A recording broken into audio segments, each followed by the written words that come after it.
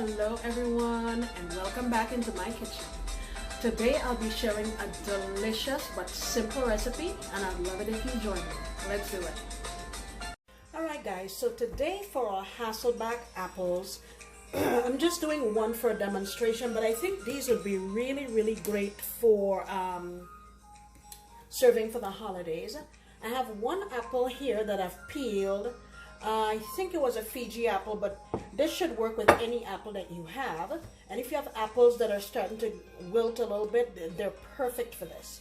So what I want to do is, this lovely cutting board was given to me by my brother and his family. Thank you very much. Thank you very much. I hope you see I'm using it. Jonah and Isaiah, thank you so much. I'm using it. Okay, so what you want to do is get your apple. And you want to get some chopsticks and put them alongside your apple like so. And what that will do is serve as a guide so that you don't I think it needs to be on this side. Serve as a guide so that you don't cut all the way through, because I don't know if you've ever seen Hasselback potatoes, but this is the same premise. Let me get you a little closer. Okay, so you hold on to your chopsticks. It's going to be hard to get you to see this. You hold on to your chopsticks and you want to take your knife and cut down into little slices until you meet the chopsticks, and then obviously you stop. So you want to go down to, like, I would say about 1/4 of an inch or so, all the way down to the end. And I will do that and then come back and show you what it looks like. Alright, so I've cut these, and I want, this is perfect that this happened, because the first one that I was cutting, so I cored the apples, and the first one that I was cutting, I turned it this way and I cut this way, but what happened is when I got to here, it cut right through the apple. Can you see that? It cut right through the apple. So the second one, I turned it the other way and sliced this way, so that I'll have, you see, like this. So this one actually didn't work as well, but that's okay, we'll still use it. So what I want to do is, in order for me to be able to get our filling or stuffing in there, I'm gonna pop that in the microwave maybe for about maybe a minute or so, because I want the apple to be a little bit wilty so that we can pack our stuffing between it. If I try to do that now and try to pull it apart, it's probably going to break. So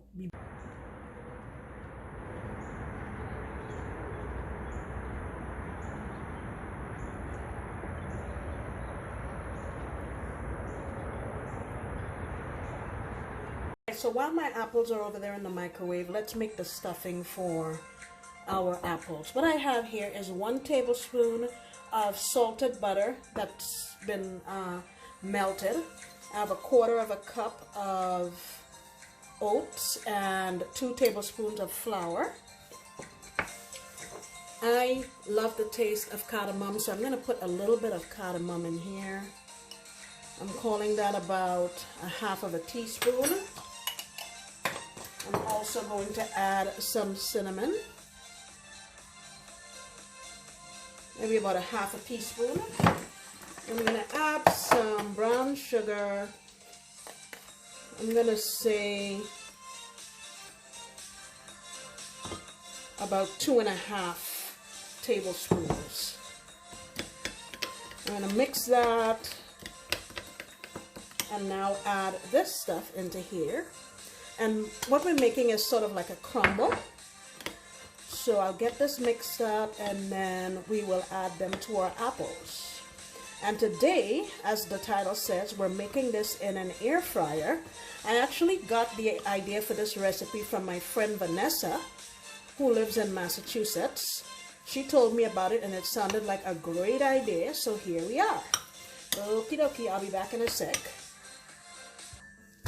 Alright. So this is my little air fryer liner. If you don't have one of these, you can of course use foil, or some kind of container that you can use in the air fryer, but you want something that has a lip around it so that when the butter melts, it doesn't run all over your air fryer and get stuck. Okay, so my apples came out of the microwave, and if you can see what I mean by I wanted it to be I want it to be malleable, see, like this, so I can pull it apart easily and stuff the filling into it. So very simply, you just want to open up every section and get a little bit of the filling in there. Don't be too forceful because you don't want to break it open, okay? So just like so. I'll get them in here and then I'll show you once they're all in, okay? All right, so here we are in the air fryer. Hope you can see that. And I'm going to do these at 350 degrees for, I'll check it at 10 minutes and see. All right, guys, so it has been 10 minutes. And let me try to move this back so you can see better. Look at that. It actually looks pretty good. Maybe I'll do 1 minute more or so, just so the apples are a little bit softer. But I think this turned out quite good. Let me do another minute. All right, so I did another minute, and look at that. Oh my gosh. And you should smell it. Oh my goodness. Let me tell you, your guests are gonna love this. And you can serve it as is. You can serve it a la mode. You can put whipped cream on it. Oh my gosh. Endless choices. Okay, guys, thank you so much for coming back into my kitchen. If you're gonna make several of these apples, like maybe 5 or 6, what you can do is prepare them and put them on a big baking sheet while you're making things in the oven and cook them in the oven.